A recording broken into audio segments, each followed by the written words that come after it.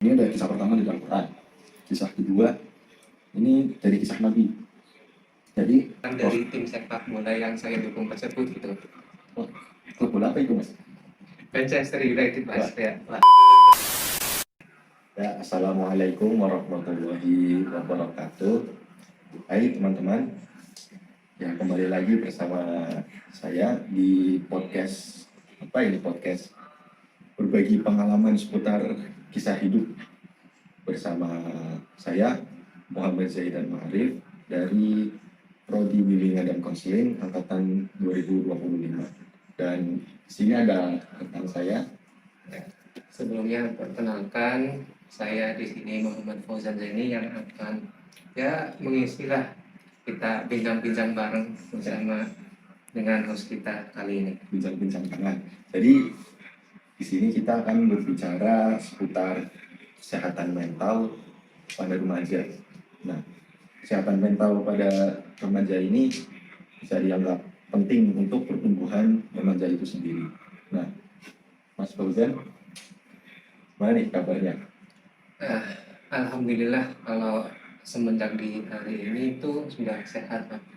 Tapi kalau berkisah mengenai masa-masa yang dahulu itu kayak sangat kelam.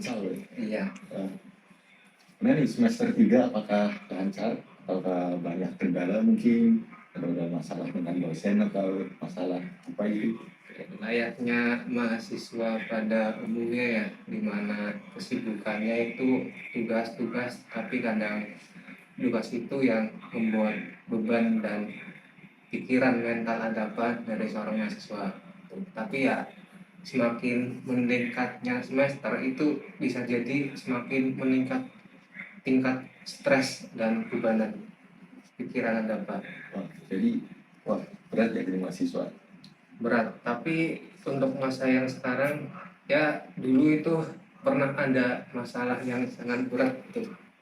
Nah kita masuk ke kayak pertanyaan pertama seputar dengan si pengalaman Mas Fauzan ini di masa lalu gitu yang membuat kena mental. Oke, jadi ini cuma bercerita saja kalau ya dahulu lah sebelum perkuliahan itu pasti ada masa-masa dimana terutama pada SMA kita itu kayak dihadapi ujian ada apa pada saat ujian, terus kita kan sedang down ya, lagi turun-turunnya ya, tingkat stres ada apa, tingkat kecemasan kita itu naik meningkat dan ditambah apa ya kayak ya ada kisah dengan seseorang lah di masa lalu kayak ditinggalkan gitu, kayak aduh di tengah ujian nambah down gitu kan, nambah down ya, ujian juga terganggu dan apa ya setidaknya tuh ada penghibur lah, sepak bola, melalui sepak bola. Tapi ya apa yang bisa dipastikan diharapkan dari tim sepak bola yang saya dukung tersebut gitu. Klub bola apa itu, Mas? Manchester United, Mas. Ya, wah. Aduh, sangat kacau. Itu kan di masa-masa saya SMA itu kan kayak masa-masa terpuruknya tim tersebut gitu kan, dimana terus menerus mengalami kekalahan gitu. Akhirnya yang biasa bisa dijadikan harapan kayak melalui hiburan kemenangan itu kan, tapi kalau kalah ya nambah pak down gitu. Nambah stres juga ya. Apalagi waktu itu MU sampai ke peringkat bawah, peringkat basement. Hampir degradasi, yang awalnya kayak diyakinkan mau tsunami trophy itu kan, tapi malah turun longsor, itu benar-benar tsunami itu bawah.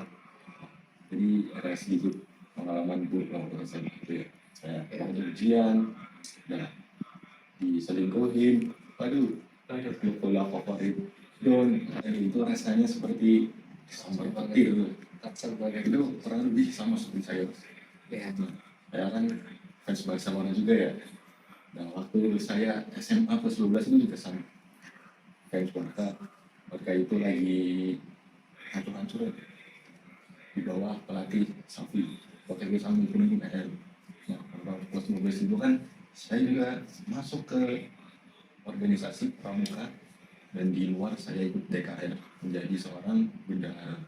Nah, di situ juga apa ya, kayak saya merasa beban yang saya tanggung itu seperti banyak lah, kayak saya hampir menyerah di waktu itu. Apalagi juga sama seperti Mas Zeni, saya ditinggal oleh seorang pada waktu itu. Dia dibawa kabur oleh teman saya sendiri. Di sangat kacau sekali.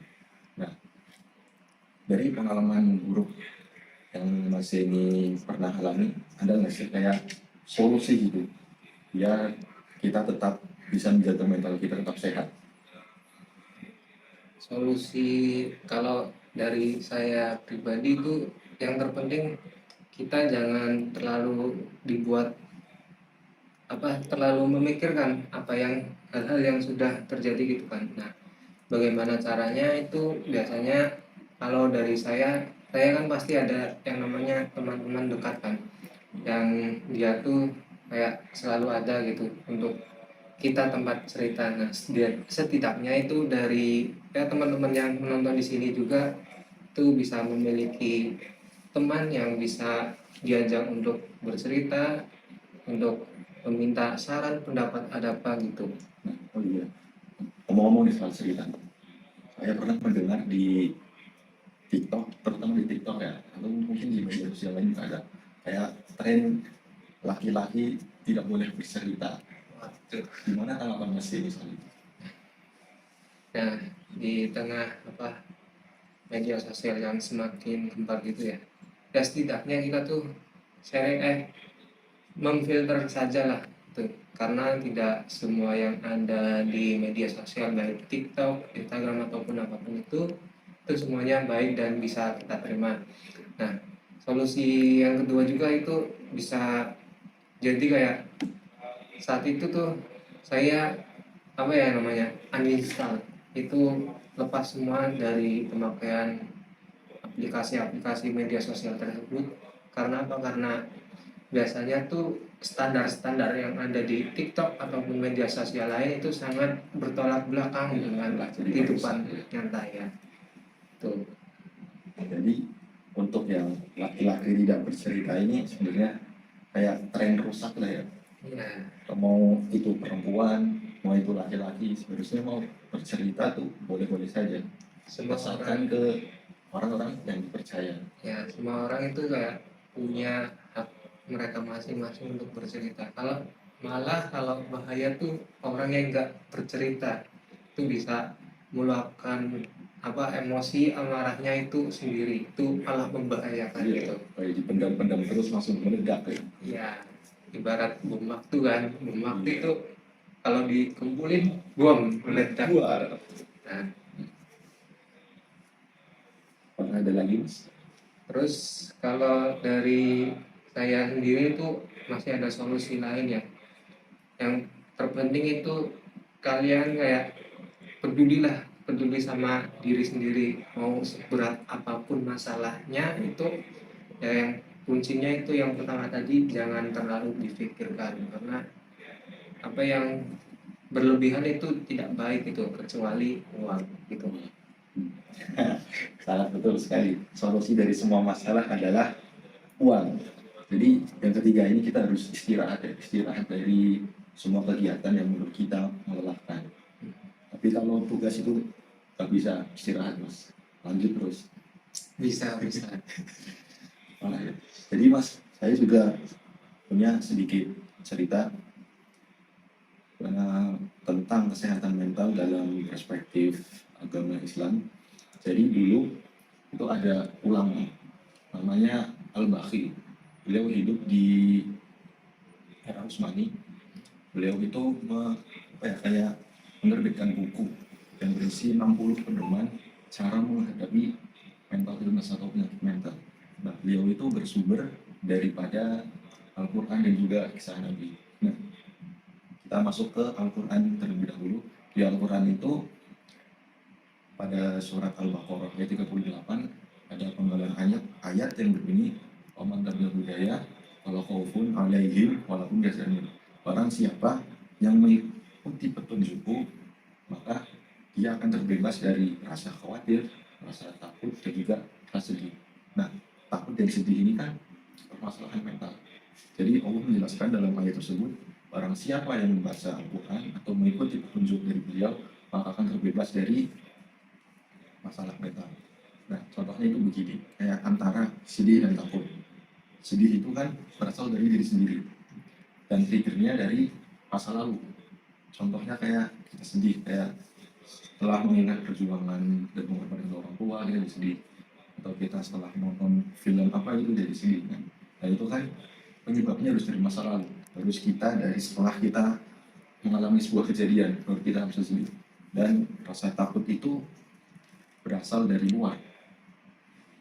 Trigger-triggernya itu berasal dari luar dan berkaitan dengan masa depan.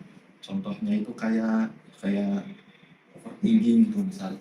Kita overthinking, wah gimana ya besok nilai UAS, gimana ya besok presentasi di depan dosen bisa apa enggak, itu kan dari masa depan.